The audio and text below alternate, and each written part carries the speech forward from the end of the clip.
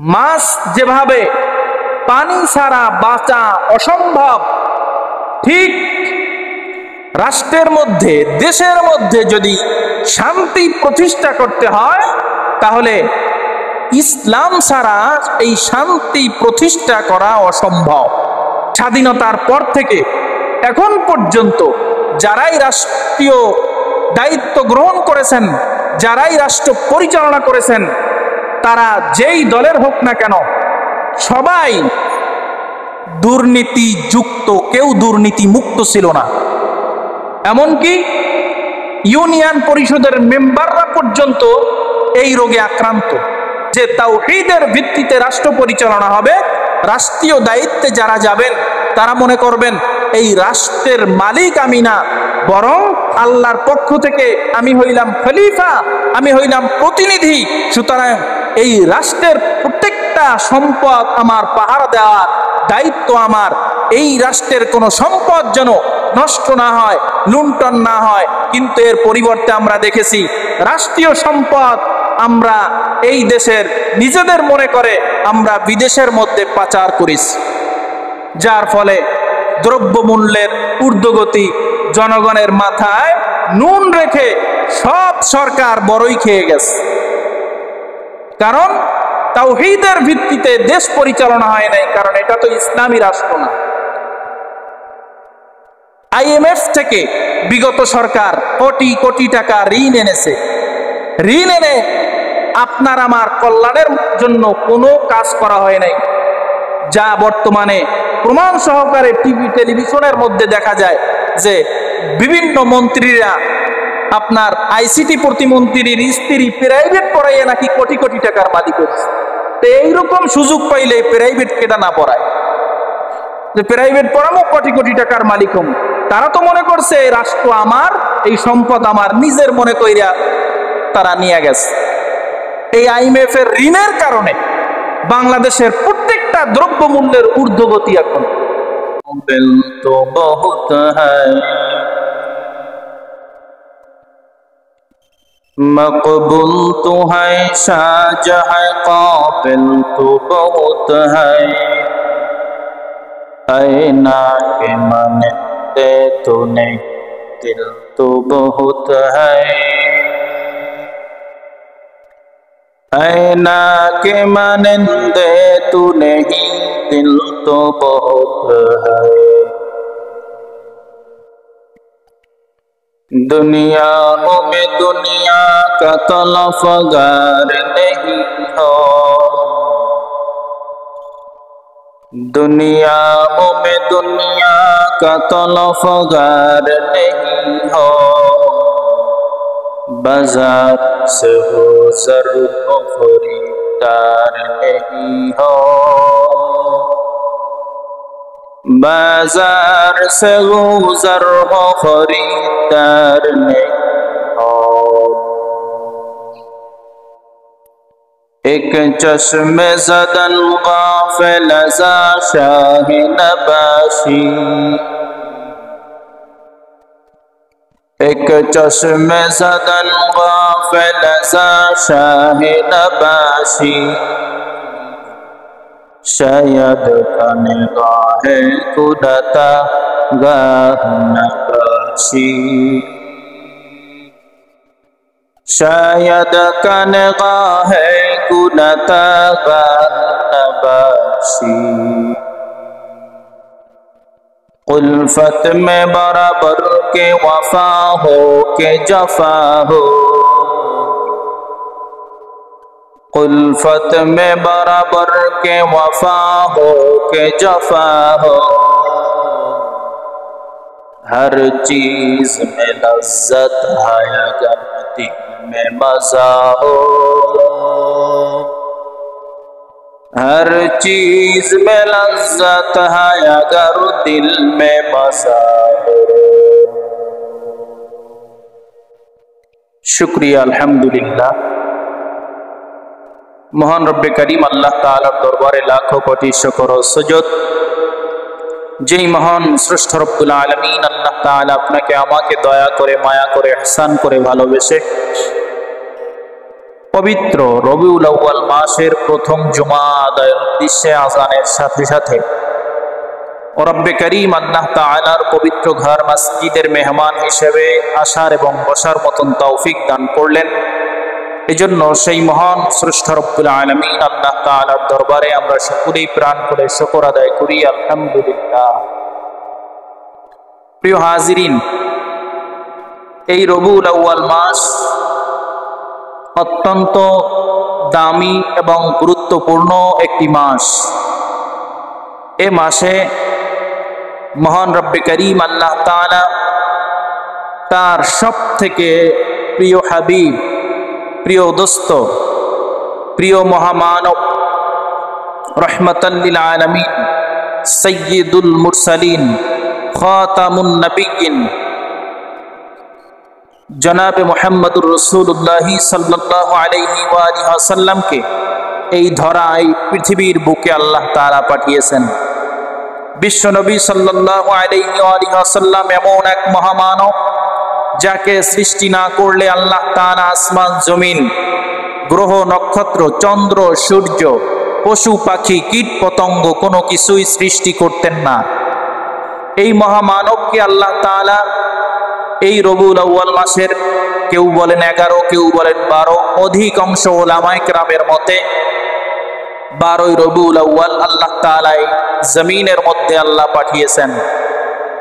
আল্লাহ কেন পাঠিয়েছেন? আল্লাহ তাআলা নিজেই বলেন, ওয়ামা আরসালনাকা ইল্লা রাহমাতাল লিল আলামিন। নবীকে রহমত স্বরূপ আল্লাহ তাআলা পাঠিয়েছেন। বিশ্ব নবী সাল্লাল্লাহু আলাইহি ওয়া সাল্লাম গোটা জগতের জন্য একটা রহমত। পশু পাখি, কীট পতঙ্গ, জিন ইনসান, গাছপালা, তরুলতা সবার জন্য আল্লাহ নবী সাল্লাল্লাহু আলাইহি ওয়া সাল্লাম রহমত। প্রিয় নবী সাল্লাল্লাহু আলাইহি ওয়া সাল্লামের আদর্শ অনুসরণ অনুকরণ করে মেনে গোটা উম্মাহকে চলা প্রয়োজন, গোটা উম্মার চলা দরকার।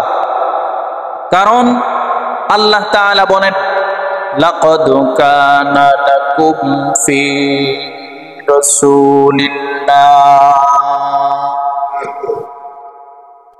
লাকাদ কানা লাকুম ফি রাসূলিল্লাহি উসওয়াতুন হাসানাহ।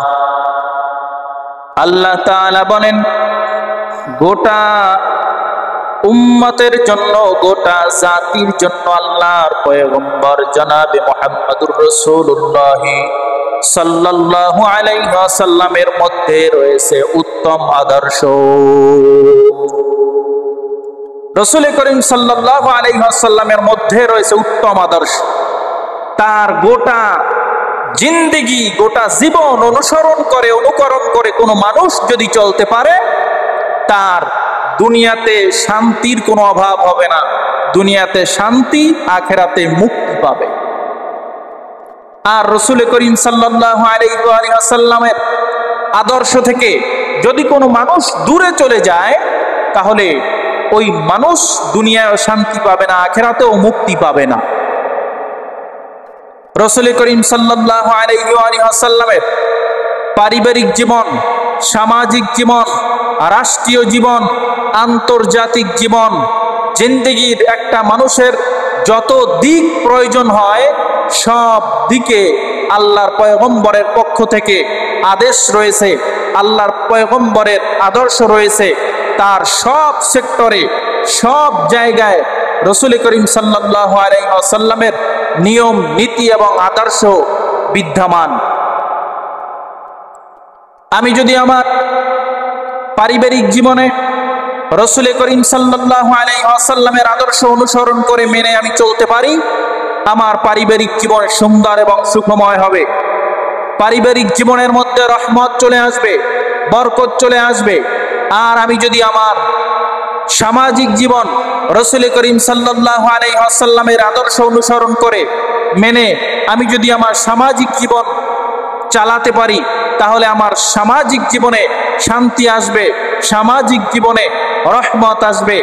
রাষ্ট্রীয় জীবনে আমি যদি নবীজি সাল্লাল্লাহু আলাইহি ওয়াসাল্লামের আদর্শ অনুকরণ করে মেনে আমি যদি রাষ্ট্রীয় জীবন গঠন করতে পারি, রাষ্ট্র চালাতে পারি, তাহলে আমার রাষ্ট্রের মধ্যেও শান্তি আসবে, রহমত আসবে। এর বিকল্প কোনো কর্ম পদ্ধতিতে, কর্মধারায় রাষ্ট্রের মধ্যে শান্তি এবং রহমত আসবে না। প্রিয় হাজিরিন, দীর্ঘ 53টা বছর রাসূল করিম সাল্লাল্লাহু আলাইহি ওয়াসাল্লাম তার মাতৃভূমি মক্কার মধ্যে থেকেছেন। তিনি নবুয়ত পাওয়ার পরে দীর্ঘ 13টা বছর তার উপরে কাফের বেঈমান মুশরিক, এমনকি তার নিজের বংশের মানুষরাও তার উপরে অন্যায় অত্যাচারের স্টিম রুলার চালায়। এতদিন মুহাম্মদ খুব ভালো ছিল, মুহাম্মাদের মতো ভালো সত্যবাদী লোক আর কেউ হয় না, কেউ আল আমিন উপাধিতে ভূষিত হয় নাই। একমাত্র আপনার আমার পয়গম্বর জনাবে মুহাম্মদুর রাসূলুল্লাহ সাল্লাল্লাহু আলাইহি ওয়াসাল্লামকে কাফের বেঈমান মুশরিকরা সবাই একসঙ্গে খেতাব দিয়েছে আল আমিন, বিশ্বাসী।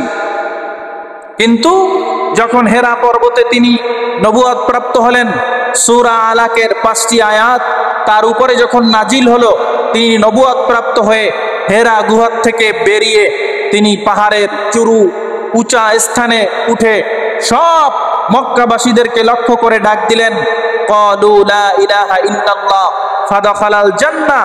তোমরা যদি এই কালেমার দাওয়াত গ্রহণ করো, এই কালেমার আদর্শ গ্রহণ করো, এই কালেমা জবানে স্বীকার করে নাও, মনে প্রাণে বিশ্বাস করে নাও, তাহলে তোমাদের মুক্তির একদম চূড়ান্ত ঠিকানা জান্নাত পর্যন্ত তোমরা পৌঁছে যাইবা।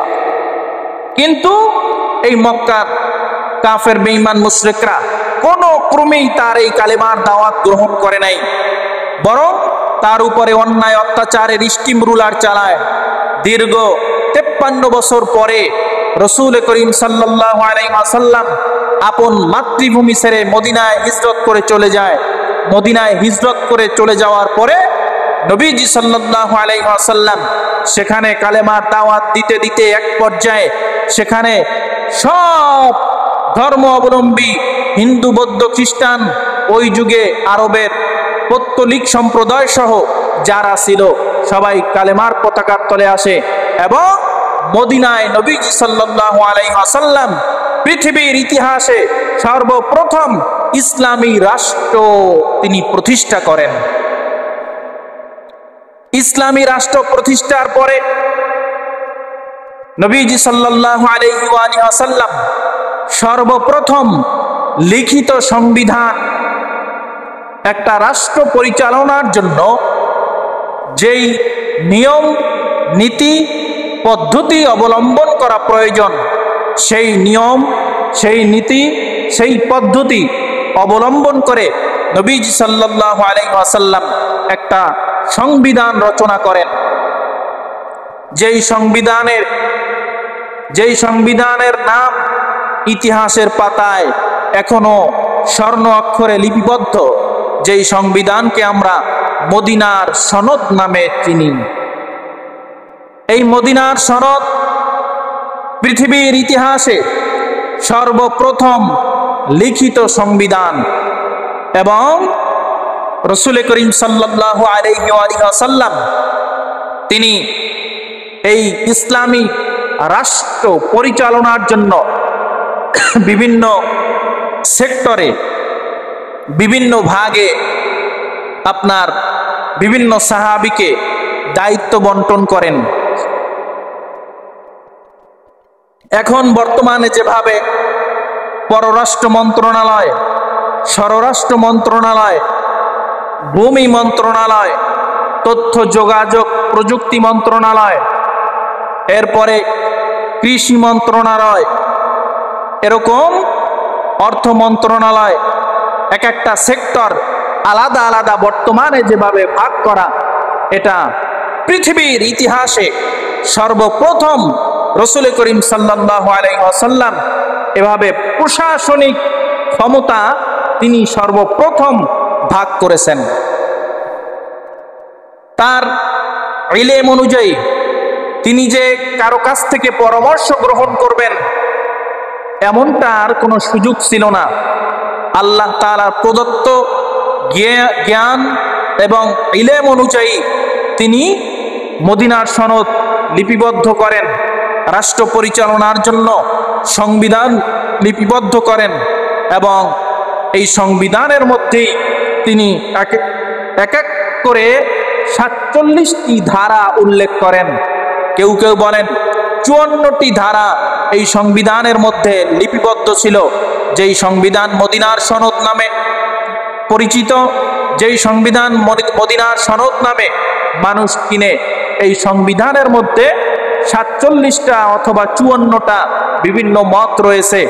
এই ধারাগুলো তিনি সর্বপ্রথম লিপিবদ্ধ করেন এবং ঐতিহাসিকগণের মত হলো যে মাছ যেভাবে পানি ছাড়া বাঁচা অসম্ভব, ঠিক রাষ্ট্রের মধ্যে দেশের মধ্যে যদি শান্তি প্রতিষ্ঠা করতে হয় তাহলে ইসলাম ছাড়া এই শান্তি প্রতিষ্ঠা করা অসম্ভব। মাছ যেভাবে পানি ছাড়া বাঁচে না, ঠিক ইসলাম ছাড়া রাষ্ট্রের মধ্যে কোনোদিন শান্তি আসতে পারে না। আমরা দেখেছি আমাদের দেশের সংবিধান বিভিন্ন সময় বিভিন্ন প্রেক্ষাপটে চেঞ্জ হয়েছে, পরিবর্তন হয়েছে। সংবিধান প্রণেতা বাংলাদেশের সংবিধানের লেখক ডক্টর কামাল হোসেন, যিনি এখনো জীবিত রয়েছেন, তার হাতেই এই সংবিধান কয়েকবার পরিবর্তন হয়েছে। আবার এখনো আমরা শুনি যে এই সংবিধান আর থাকবে না, সংবিধান হয়তোবা পুনর্লিখন হবে অথবা কিছু সংস্কার হবে। কিন্তু মদিনার সনদ ওই সময় লেখার কারণ হলো রাসূল করিম সাল্লাল্লাহু আলাইহি ওয়াসাল্লাম যখন ইসলামী রাষ্ট্র গঠন করেছেন তখন সম্পূর্ণ কোরআনুল কারীম তার উপরে নাজিল হওয়া শেষ হয় নাই। আর কোরআনুল কারীম যদি সম্পূর্ণ নাজিল হতো তাহলে ঐতিহাসিকগণের মত কোরআন হতো সংবিধান। কোরআনের মধ্যে এমন কোন সমস্যার সমাধান নাই যেটা কোরআনের মধ্যে নাই, কিন্তু আমরা মানব রচিত সংবিধানের উপরে নির্ভরশীল বিধায় দেশের মধ্যে শান্তি আসে না, রহমত আসে না। রহমত থেকে, শান্তি থেকে মানুষ অনেক দূরে চলে গেছে। কারণ সরকার যে আসে তার মন মতো করে সংবিধান পরিবর্তন করে। আমার দলের জন্য যেই নিয়ম, যেই নীতি, যেই পদ্ধতি অবলম্বন করলে ভালো হবে, ওই নিয়ম, ওই নীতি, ওই পদ্ধতি অবলম্বন করে পৃথিবীর সব রাষ্ট্রের শাসকরা সংবিধানকে পরিবর্তন করে। কিন্তু কোরআন এমন একটা সংবিধান, আল্লাহ তাআলা বলেন যালিকাল কিতাবু লা রাইবা ফি। এই কোরআনের কোনো ভুল নাই, ত্রুটি নাই, সন্দেহ নাই, সন্দেহের কোনো অবকাশ নাই। এটা পরিবর্তনশীল নয়, এটা পরিবর্তন হবে না কিয়ামত পর্যন্ত। আর তোমরা যতই সংবিধান লেখো এটা পরিবর্তনশীল, পরিবর্তনযোগ্য। কোরআন পরিবর্তনযোগ্য না। এজন্য ইসলামী রাষ্ট্র যদি কায়েম হয়, যেই দেশ ইসলামী রাষ্ট্রে পরিণত হবে ওই দেশের মধ্যে শান্তি এবং রহমত আসবে। এবার আসুন, দুনিয়ার একজন বিজ্ঞানী তার ভাষায় তিনি রাষ্ট্রের সংজ্ঞা দিয়েছেন এরিস্টটল, যে রাষ্ট্র কাকে বলে? রাষ্ট্র বলা হয় কিছু গ্রাম, কিছু মহল্লা নিয়ে একটা রাষ্ট্র গঠিত হয়, বা একটা রাষ্ট্র বলা হয় কয়েকটা গ্রাম একত্রিত হলে সেটাকে রাষ্ট্র বলা হয়। আর ইসলামিক পণ্ডিতগণ বলেন যে ইসলামী রাষ্ট্র কাকে বলে? ইসলামী রাষ্ট্র বলা হয় যেই রাষ্ট্রের মধ্যে কোরআন এবং সুন্নাহর নিয়ম কানুন পদ্ধতি অনুযায়ী যেই রাষ্ট্র পরিচালনা হবে ওই রাষ্ট্রকে বলা হয় ইসলামী রাষ্ট্র।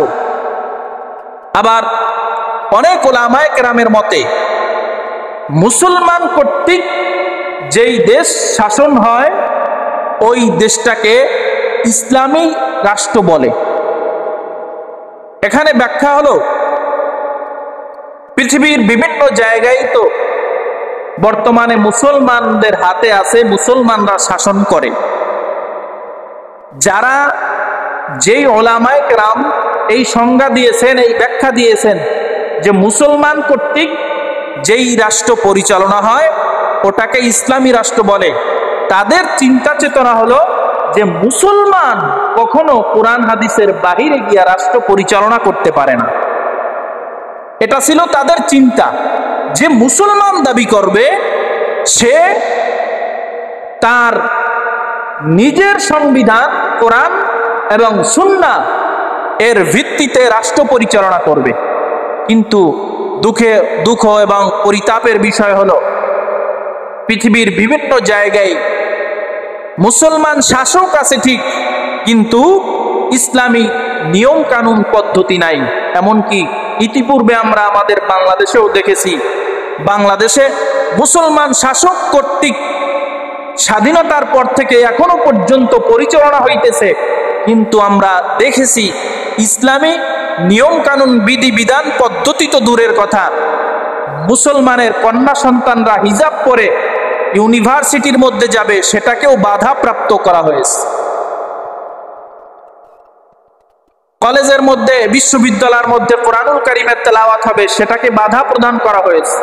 তাহলে যারা এই সংজ্ঞার মাধ্যমে আমরা বুঝলাম যে মুসলমান দাবি করবে, রাষ্ট্র ক্ষমতায় যাবে, কিন্তু কোরআন এবং সুন্নাহ অনুযায়ী রাষ্ট্র পরিচালনা করবে না, সে নামের মুসলমান কিন্তু কাজের মুসলমান না। প্রিয় হাজিরিন, রাসূল করিম সাল্লাল্লাহু আলাইহি ওয়াসাল্লাম এভাবে বাংলাদেশে এখন 30টার উপরে মন্ত্রণালয় রয়েছে। রাসূল করিম সাল্লাল্লাহু আলাইহি ওয়াসাল্লাম তৎকালীন যুগের প্রেক্ষাপট অনুযায়ী তিনি বিভিন্ন মন্ত্রণালয় ভাগ করে দিয়েছিলেন বিভিন্ন সাহাবায়ে কেরামদেরকে। এর মধ্যে তার প্রথম এবং প্রধান একটা মন্ত্রণালয় ছিল ওহী লিখন বিভাগ। আর এই ওহী লিখন বিভাগের মধ্যে তিনি প্রধান দুইজনকে দায়িত্ব প্রদান করেছিলেন। একজন হলো হযরতে আলী রাদিয়াল্লাহু তাআলা আনহু এবং অপরজন ছিল হযরতে উসমান রাদিয়াল্লাহু তাআলা আনহু। তাদেরকে প্রধান করে রাসূল করিম সাল্লাল্লাহু আলাইহি ওয়াসাল্লাম ওহী লিখন বিভাগের প্রধান দায়িত্ব তাদেরকে প্রদান করেন এবং তাদের সহকারী ছিলেন 3 জন। একজন ছিল উবাই ইবনে কাব রাদিয়াল্লাহু তাআলা আনহু এবং যায়েদ ইবনে সাবিত রাদিয়াল্লাহু তাআলা আনহু এবং আমিরে মুয়াবিয়া রাদিয়াল্লাহু তাআলা আনহু। তারা এই 3 জন ছিলেন এই 2 মন্ত্রীর সহকারী, আমরা যাকে প্রতিমন্ত্রী আমাদের ভাষায় বলি বা উপমন্ত্রী, এই পদমর্যাদার। রাসূল করিম সাল্লাল্লাহু আলাইহি ওয়াসাল্লামের অন্যতম আরেকটা বিভাগ ছিল চিঠি আদান প্রদান বিভাগ। কারণ ওই সময় বিভিন্ন রাষ্ট্রের সঙ্গে তিনি যোগাযোগ রক্ষা করতেন এবং চিঠি আদান প্রদানের সাথে সাথে আরেকটা বিভাগ ছিল অনুবাদ বিভাগ। কারণ তৎকালীন যুগে পৃথিবীর যত রাষ্ট্র ছিল সব রাষ্ট্রের ভাষা তো আর আরবি ছিল না, বিভিন্ন ভাষায় চিঠিগুলো আসতো এবং সেটাকে অনুবাদ করে এই মন্ত্রী পরিষদে তারা উপস্থাপন করতেন। এজন্য এই বিভাগের প্রধান 2 জন দায়িত্বে ছিলেন আব্দুল্লাহ ইবনে আরকাম রাদিয়াল্লাহু তাআলা আনহু এবং যায়েদ ইবনে সাবিত রাদিয়াল্লাহু তাআলা আনহু। এই বিভাগের দায়িত্বে, এই বিভাগের এই মন্ত্রণালয়ের দায়িত্বে এই 2 জন সাহাবী ছিলেন। এরপরে আরেকটা বিভাগ ছিল দাওয়া ও প্রশিক্ষণ বিভাগ। রাসূল করিম সাল্লাল্লাহু আলাইহি ওয়াসাল্লাম সাহাবায়ে কেরামের মাঝে প্রশিক্ষণ দেওয়ার জন্য তিনি নিজেই এই মন্ত্রণালয়ের দায়িত্ব নিয়েছিলেন। আমরাও দেখেছি যে বাংলাদেশের প্রধানমন্ত্রীরা ইতিপূর্বে যারা ছিল তিনি নিজে নিজ হাতে অনেক মন্ত্রণালয় রেখেছেন, কারো হাতে দায়িত্ব দেয় নাই। কারণ এটা গুরুত্বপূর্ণ মন্ত্রণালয় হতে পারে যেটা তিনি নিজেই পরিচালনা করেছেন। ঠিক একইভাবে রাসূল করিম সাল্লাল্লাহু আলাইহি ওয়াসাল্লাম দাওয়া এবং প্রশিক্ষণ বিভাগ কোনো সাহাবীদের হাতে না দিয়া তিনি নিজেই সাহাবীদেরকে প্রশিক্ষণ দিতেন এবং সাহাবায়ে কেরামদেরকে এই প্রশিক্ষণ দেওয়া হতো, তুমি প্রশিক্ষণ এখান থেকে গ্রহণ করে অমুক দেশে যাইবা, অমুক দেশে গিয়া কালেমার দাওয়াত দিবা, দ্বীনের দাওয়াত দিবা। এজন্য ইতিহাসের পাতায় উল্লেখ রয়েছে অধিকাংশ সাহাবায়ে কেরামের কবর মদিনার মধ্যে নাই, কারণ তারা দাওয়াত এবং তাবলীগের কাজে, দ্বীনের দাওয়াত, দ্বীন ইসলাম প্রতিষ্ঠার জন্য দাওয়াত দিতে গিয়া পৃথিবীর বিভিন্ন জায়গায় ইন্তেকাল করছেন, বিভিন্ন জায়গায় তাদের কবর হয়েছে। এই দাওয়া এবং প্রশিক্ষণ বিভাগের মন্ত্রণালয়ের দায়িত্বে নবীজি সাল্লাল্লাহু আলাইহি ওয়াসাল্লাম তিনি নিজেই ছিলেন। এবং পরবর্তী আরেকটা বিভাগ ছিল আইন, বিচার এবং শৃঙ্খলা বিভাগ। আমাদের দেশেও বর্তমানে একটা মন্ত্রণালয় আছে, আইন, বিচার ও সংসদ মন্ত্রণালয়, সংসদ বিষয়ক মন্ত্রণালয়। নবীজি সাল্লাল্লাহু আলাইহি ওয়াসাল্লামের এরকম একটা মন্ত্রণালয় ছিল, আইন, বিচার ও শৃঙ্খলা বিভাগ। এই বিভাগের দায়িত্বে তিনি কায়েস ইবনে সাদ রাদিয়াল্লাহু তাআলা আনহুকে দিয়েছিলেন। এই বিভাগের, এই মন্ত্রণালয়ের দায়িত্বে কায়েস ইবনে সাদ রাদিয়াল্লাহু তাআলা আনহু ছিলেন। এরপরে আরেকটা আলাদা বিচার বিভাগ ছিল। এই বিচার বিভাগের দায়িত্বে হযরত আলী রাদিয়াল্লাহু তাআলা আনহু ও মুআয ইবনে জাবাল রাদিয়াল্লাহু তাআলা আনহু ছিলেন। তারা এই দুইজন বিচার বিভাগের দায়িত্বে ছিলেন, বিচার মন্ত্রণালয়ের দায়িত্বে ছিলেন। এরপরে হিসাব রক্ষণ বিভাগ। হিসাব রক্ষণ বিভাগে নবীজি সাল্লাল্লাহু আলাইহি ওয়াসাল্লামের একজন সাহাবী ইবনে ফাতিমা রাদিয়াল্লাহু তাআলা আনহু ছিলেন। ইবনে ফাতিমা বলা হয় আরবি ভাষায় ফাতিমার বাবা। এই ইবনে ফাতিমা রাদিয়াল্লাহু তাআলা আনহুকে দিয়েছিলেন। এই ইবনে ফাতিমা রাদিয়াল্লাহু তাআলা আনহু হিসাব রক্ষণ বিভাগের দায়িত্বে ছিলেন। এরপরে নবীজি সাল্লাল্লাহু আলাইহি ওয়াসাল্লামের আরেকটা বিভাগ ছিল যে আন্তর্জাতিক যোগাযোগ রক্ষা বিভাগ। এই বিভাগের দায়িত্বে ছিলেন দুইজন সাহাবী, একজন হলো মুগীরা ইবনে শুবা রাদিয়াল্লাহু তাআলা আনহু এবং হাসান রাদিয়াল্লাহু তাআলা আনহু। এই হাসান নবীজির নাতি হাসান না, অন্য একজন হাসান রাদিয়াল্লাহু তাআলা আনহু। এই বিভাগের দায়িত্বে এই দুইজন সাহাবী ছিলেন। এরপরে নবীজি সাল্লাল্লাহু আলাইহি ওয়াসাল্লামের অন্যতম আরেকটা বিভাগ ছিল অভ্যর্থনা বিভাগ। বিভিন্ন রাষ্ট্র থেকে মানুষ তার কাছে আসতো, এই জন্য অভ্যর্থনা দেওয়ার জন্য তিনি একটা বিভাগ করেছেন, যেই বিভাগের প্রধান দুইজন সাহাবী ছিলেন হযরত আনাস রাদিয়াল্লাহু তাআলা আনহু এবং বারা ইবনে আবেদ রাদিয়াল্লাহু তাআলা আনহু। এই দুইজন সাহাবী এই অভ্যর্থনা বিভাগের মধ্যে ছিলেন। এবং নবীজি সাল্লাল্লাহু আলাইহি ওয়াসাল্লামের রাষ্ট্র পরিচালনার ক্ষেত্রে মৌলিক তিনটা পদ্ধতি ছিল। তিনি যে রাষ্ট্র পরিচালনা করবেন, মদিনার সনদ তিনি লিপিবদ্ধ করেছেন। এই জন্য তিনি তিনটা মৌলিক পদ্ধতির উপরে রাষ্ট্র পরিচালনা করতেন। এর মধ্যে এক নাম্বার পদ্ধতি হলো তাওহীদ বা একত্ববাদ। একত্ববাদের ভিত্তিতে, তাওহীদের ভিত্তিতে তিনি রাষ্ট্র পরিচালনা করতেন। আমাদের সমস্যা হলো আমাদের যেই শাসক, যেই কর্মকর্তা, যেই চেয়ারম্যান, যেই মেয়র, যেই মেম্বার সাহেব রাষ্ট্র পরিচালনা করার, ইউনিয়ন পরিষদ পরিচালনা করার দায়িত্ব গ্রহণ করেন, বিভিন্ন জায়গায় জনপ্রতিনিধি হন, তারা এই তাওহীদের ভিত্তিতে ওই স্থান, রাষ্ট্র, ইউনিয়ন, ওয়ার্ড, উপজেলা পরিচালনা করে না। তাওহীদের প্রথম ভিত্তি হলো যে এই রাষ্ট্রের মালিক হলো আল্লাহ, সুতরাং এই রাষ্ট্রে আইন, নিয়ম, কানুন, পদ্ধতি চলবে একমাত্র আল্লাহ। কিন্তু রাষ্ট্রীয় দায়িত্ব যারা পায় তারা মনে করে যে এই রাষ্ট্র আমার, এই রাষ্ট্র আমার, যার ফলে তারা এমনভাবে রাষ্ট্রকে শোষণ করে যে আঙ্গুল ফুলে মুহূর্তের মধ্যে কলা গাছ হয়ে যায়। বর্তমান সমাজে, উদাহরণ সমাজে আরো স্পষ্ট, দেশের বিভিন্ন সময় স্বাধীনতার পর থেকে এখন পর্যন্ত যারাই রাষ্ট্রীয় দায়িত্ব গ্রহণ করেছেন, যারাই রাষ্ট্র পরিচালনা করেছেন, তারা যেই দলের হোক না কেন, সবাই দুর্নীতি যুক্ত, কেউ দুর্নীতি মুক্ত ছিল না। এমনকি ইউনিয়ন পরিষদের মেম্বাররা পর্যন্ত এই রোগে আক্রান্ত। স্বাভাবিক সাধারণ একজন মেম্বার বেতন মাত্র ৩,৫০০ টাকার মতো, কিন্তু নির্বাচনে সে যদি ১০ লক্ষ ২০ লক্ষ টাকা খরচ করে, মাসে যদি ৩,৫০০ টাকা বেতন হয়, একজন চেয়ারম্যানের বেতন হলো ৪,০০০-এর একটু উপরে, ট্যাক্স টুক্স মিলাইয়া ইউনিয়ন পরিষদের চেয়ারম্যানের বেতন ১০,০০০ও না, তারও কম। সে চলবে কেমনে? এজন্য সে দুর্নীতি যুক্ত হয়, দুর্নীতি মুক্ত হতে পারে না। কোটি কোটি টাকা খরচ করে জনপ্রতিনিধি নির্বাচিত হওয়ার পরে তিনি মনে করে এই ইউনিয়নের মালিক আমি, এই ইউনিয়নের মালিক আমি, এই রাষ্ট্রের মালিক আমি, এই উপজেলার মালিক আমি। যে যেই স্থানে জনপ্রতিনিধি নির্বাচিত হয় সে সেই স্থানকে নিজের মনে করে, বরং নবীজি সাল্লাল্লাহু আলাইহি ওয়াসাল্লামের রাষ্ট্র পরিচালনার মূলনীতি ছিল যে তাওহীদের ভিত্তিতে রাষ্ট্র পরিচালনা হবে। রাষ্ট্রীয় দায়িত্বে যারা যাবেন তারা মনে করবেন এই রাষ্ট্রের মালিক আমি না, বরং আল্লাহর পক্ষ থেকে আমি হইলাম খলিফা, আমি হইলাম প্রতিনিধি। সুতরাং এই রাষ্ট্রের প্রত্যেকটা সম্পদ আমার পাহারা দেওয়ার দায়িত্ব আমার।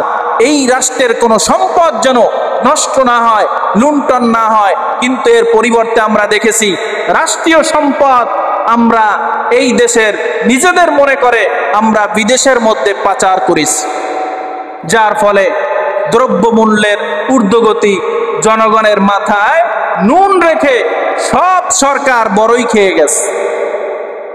কারণ তাওহীদের ভিত্তিতে দেশ পরিচালনা হয় নাই, কারণ এটা তো ইসলামী রাষ্ট্র না। IMF থেকে বিগত সরকার কোটি কোটি টাকা ঋণ এনেছে।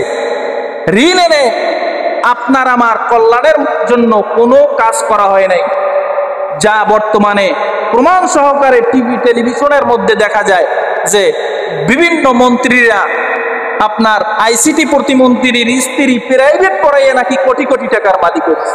তো এইরকম সুযোগ পাইলে প্রাইভেট কেটা না পড়ায়, যে প্রাইভেট পড়ামো কোটি কোটি টাকার মালিক হম। তারা তো মনে করছে এই রাষ্ট্র আমার, এই সম্পদ আমার, নিজের মনে কইরা তারা নিয়ে গেছে।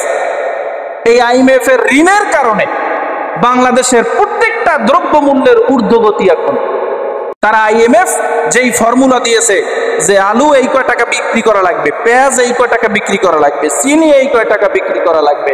এক বছর আগে চিনি কিনছেন 63-65 টাকায়, হঠাৎ পরের বছর 140 টাকা।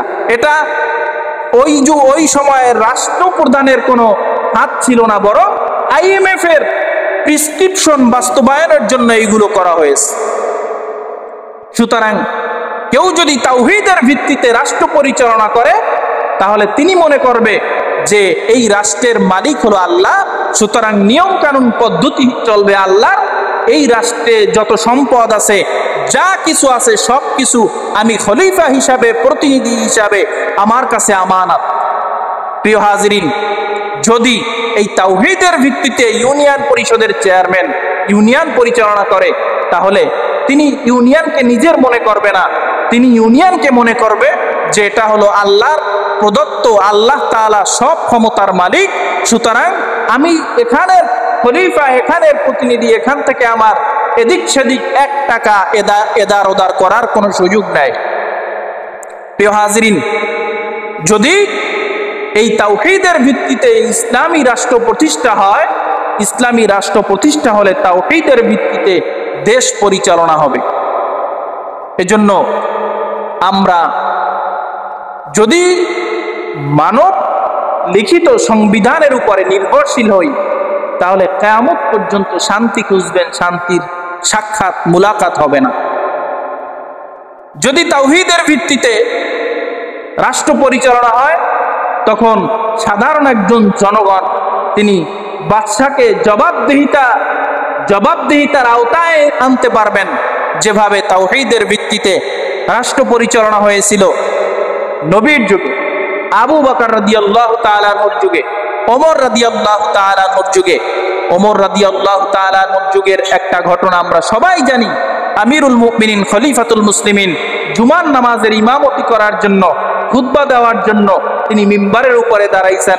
একজন সাধারণ কৃষক, গরিব একজন মানুষ, তিনি দাঁড়ায়া বলেন, দাঁড়ান, খুতবা দেওয়ার আগে, আপনার ভালো ভালো কথা বলার আগে আমার একটা আপনার কাছে প্রশ্ন আছে। বলেন। খুতবা বন্ধ করে তাকে প্রশ্ন করার সুযোগ দেওয়া হলো। এবার ওই কৃষক ডাক দিয়া বলে, আমিরুল মুমিনিন খলিফাতুল মুসলিমিন সুন্দর সুন্দর কথা বলেন, ন্যায় নীতি আদর্শের কথা বলেন, তাওহীদের ভিত্তিতে রাষ্ট্র পরিচালনা হয় এই কথা বলেন, কিন্তু আমরা তো ইনসাফের রাষ্ট্র বর্তমানে দেখতেছি না। ওমর রাদিয়াল্লাহু তাআলা বলেন, বেইনসাফের কি দেখলা? এবার ওই কৃষক বলে, আপনার গায়ে যে এই জামাটা আছে এই জামাটা আপনি কোথায় পাইলেন? 1 মাস আগে অথবা 2 মাস আগে আপনি রিলিফের ত্রাণের কাপড় দিছেন, আমিও ওই কাপড় দিয়ে জামা বানাইছি, আমার হাঁটুর একটু নিচ পর্যন্ত পড়ছে, সম্পূর্ণ জামা আমার ওই কাপড়ে সম্পূর্ণ হয় না, কিন্তু আপনার জুব্বাটা এত সুন্দর দেখা যায়, একই কাপড়ের রিলিফের ত্রাণের জুব্বা, তাহলে আপনি এত সুন্দর করে এত বেশি কাপড় দিয়া জামা বানাইলেন, কাপড় পাইলেন?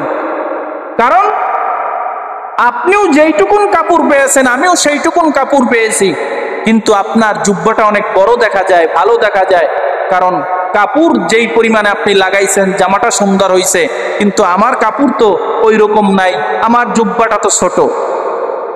এবার আমিরুল মুমিনিন খলিফাতুল মুসলিমিন বলে, এই প্রশ্নের জবাব তুমি আগামী জুমায় নিও। কৃষক নাসার বান্দা সারে না, আমার জবাব দিয়া খুতবা দিতে হবে। এবার আমিরুল মুমিনিন খলিফাতুল মুসলিমিন তিনি ডাক দিলেন, আসেম কোথায় অথবা আব্দুল্লাহ কোথায়? তার একজন ছেলেকে ডাক দিলেন, ডাক দিয়ে বললেন, তুমি দাঁড়াও, এখানে আসো, আইসা আমার ওই কৃষকের প্রশ্নের জবাব তুমি দিয়া যাও। এবার তার ছেলে ডাক দিয়া বলে, শোনো, আমার আব্বাও 1 টুকরা কাপড়ের রিলিফ কাপড় পাইছে, আমিও পাইছি, ত্রাণ পাইছি, কিন্তু আমরা দেখি আমার বাবা যেই পরিমাণে লম্বা, তার ওই কাপড়ে সুন্নতি একটা জামা হয় না, এই জন্য আমি আমার কাপড়টা আমার বাবাকে দান করলাম, কারণ আমার বাবাকে দেখেছি আমি, তিনি সিরাফাড়া জামা গায়ে দিয়া তোমাদের সামনে মসজিদে খুতবা প্রদান করে, কিন্তু আমার মনে চায় আমার বাবা সুন্দর একটা জামা পরিধান করুক, এই জন্য আমার কাপড়টা আমি আমার বাবাকে হাদিয়া দিয়েছি, আমার বাবা 2 কাপড় মিলাইয়া সুন্দর একটা জামা বানাইছে। কৃষক বসে গেলেন, বলেন খুতবা প্রদান করেন।